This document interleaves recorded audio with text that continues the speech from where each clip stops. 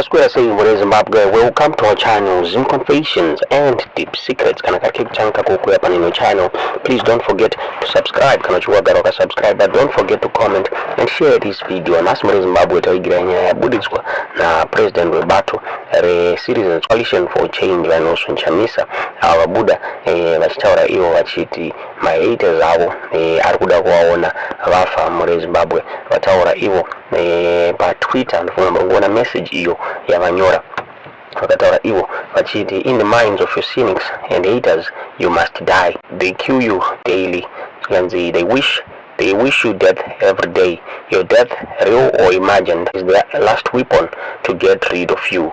Ndotaurwa na Vanhu Chamisa vanakawanda wabwapinda comment section vachitaura ivo vachiti zviri kureva here kuti there's someone arikuda kuuraya Vanhu Chamisa. Ndofunga makore apfuura pane ma-attempts akamboitwa, ma-assassination attempts akamboitwa on Vanhu Chamisa vachida kuurayiwa. So parikunzi this is a hint yabuditswa naVanhu Chamisa kuti there are people vari kuplota kuvauraya muri Zimbabwe. Ndonyari tavigira muzvara nhasi tudzo zvamukufunga pamusoro pepost yapostwa naVanhu Chamisa pa X muri Zimbabwe. Tudzo zvamukufunga mucomment section.